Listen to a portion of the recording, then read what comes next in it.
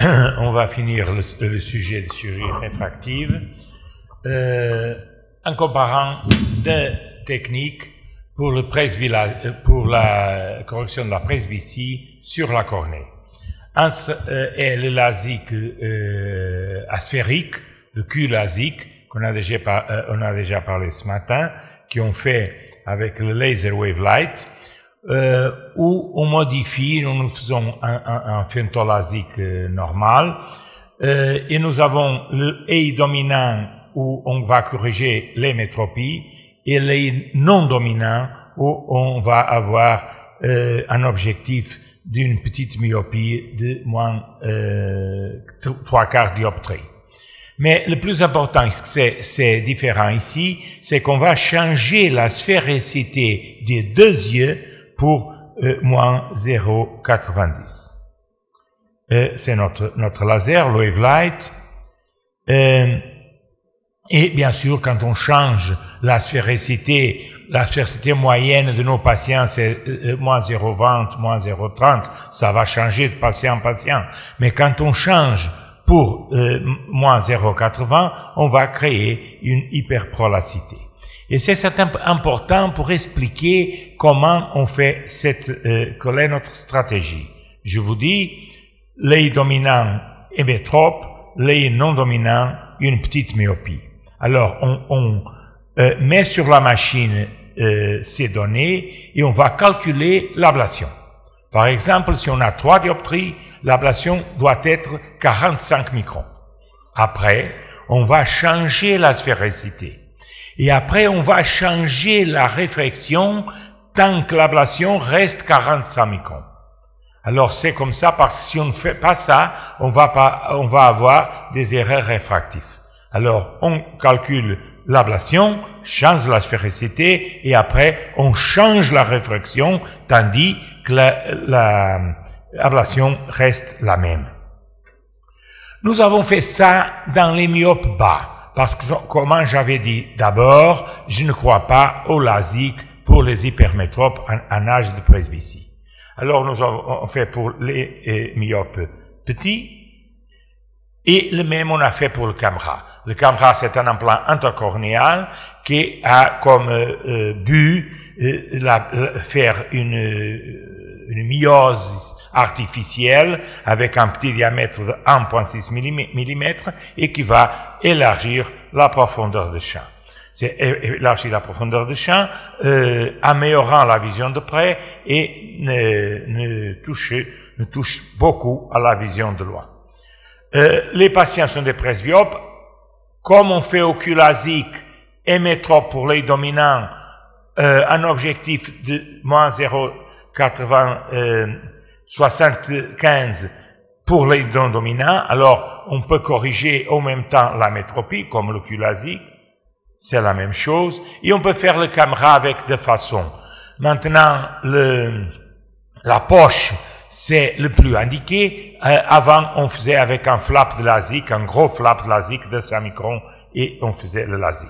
Maintenant, on va créer un poche avec le femtolaser et on va implanter l'inlay. Bien sûr, si on fait un poche, on va nécessiter la plupart des fois d'une chirurgie en 2 temps.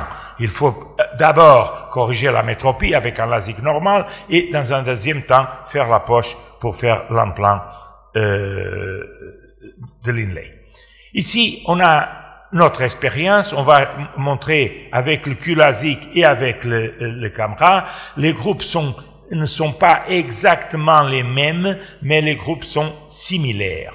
Ici, on a une âge moyenne de 50 ans pour le Q-LASIK, plus de femmes que d'hommes, c'est toujours l'habituel. Ici, voyons, c'est les myopes, on a fait sur les myopes, et on avait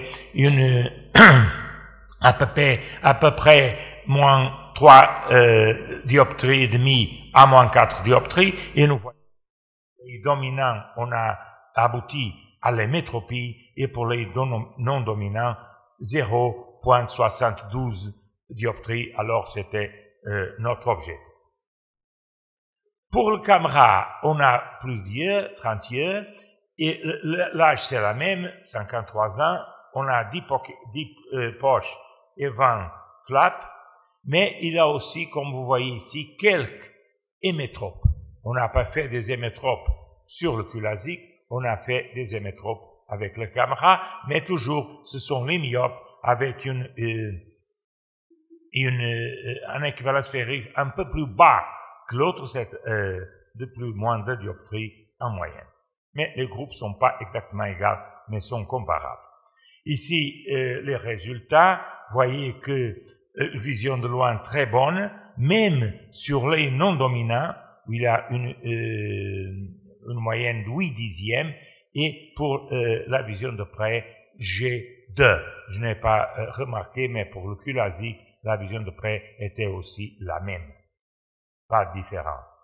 Ici, on voit la vision sans correction, bien sûr, sur les dominants, la plupart, c'est 10 dixièmes, mais pour les non-dominants aussi, une bonne acuité visuelle de loin, une moyenne de 8 dixièmes, exactement là, comme avec le QLASIK. Ici, encore, pour la vision de près avec le Camera, une moyenne de G2, comme le Q, et une satisfaction, ici avec le QLASIK, une bonne satisfaction, pas de patient insatisfait, et alors là, c'est la première différence. Avec le Camera, on a de cette satisfaction, mais on a à peu près 20% des patients qui ne sont pas satisfaits. Ça, c'est la première différence. On ne voit pas de différence en vision de loin, on ne voit pas de différence en vision de près, mais on voit des différences en termes de satisfaction. Alors, et pourquoi pas? Pourquoi ça? Par les complications. On n'a pas eu de complications avec le QLASIK. Le QLASIK, c'est un LASIK comme les autres. Alors, on n'a pas eu de complications de flap, on n'a pas eu aujourd'hui avec le FENTO-LASIK, je peux dire, c'est très rare, exceptionnel avoir une complication avec LASIK. Mais avec le Camera, on a eu des complications, on a eu des éblouissements, on a eu des décentrations, on a eu la sensation d'obscurité, et tout ça mesclé, on a eu un taux d'explantation plus haut de 10%, un taux d'expansion de 20%. On voit sur la littérature des taux d'explantation de 2 ou 3%. Sur mes mains, j'ai eu de 10 à 20%, alors que j'ai pas eu de complications avec le QLASIK. Une autre chose, on vous dit, bien sûr, le Camera c'est très bon parce que c'est réversible. Vous l'enlevez et tout va bien. C'est pas vrai. Vous l'enlevez et le imprint de l'inlay est toujours là pendant des années. Si vous l'enlevez après un mois ou deux, ça va pas être important. Mais toujours, vous tentez, vous essayez de l'enlever immédiatement. Vous l'enlevez 6 mois, 1 an après, il y a toujours là la marque de l'implant. Alors, en conclusion, sont faciles. Peut-être c'est plus facile le QLASIK, c'est un LASIK comme les autres, mais le Camera c'est facile. Le QLASIK n'a pas de coût additionnel. Vous pouvez charger un peu plus parce que vous faites un LASIK plus élaboré, mais il n'y a pas un coût additionnel. Pour le Camera, il y a un coût additionnel et c'est important. Le QLASIK, c'est une procédure d'un pas. Pour le Camera, c'est presque toujours 2 pas. Un pas si le patient a la réfraction idéale de moins 0,75. Mais ça, c'est une chance. La vision de loin et de près n'est pas si différente entre les deux techniques, alors que je pense que la vision de près est un peu plus bonne avec le QLASIK.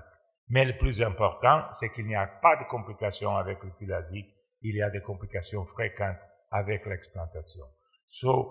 Alors, en conclusion finale, pour nous, le QLASIK, c'est notre indication maintenant pour les myopes petits, les myopes dans le rang du LASIK, avec presbytie, et d'autre part, on a abandonné le Camera.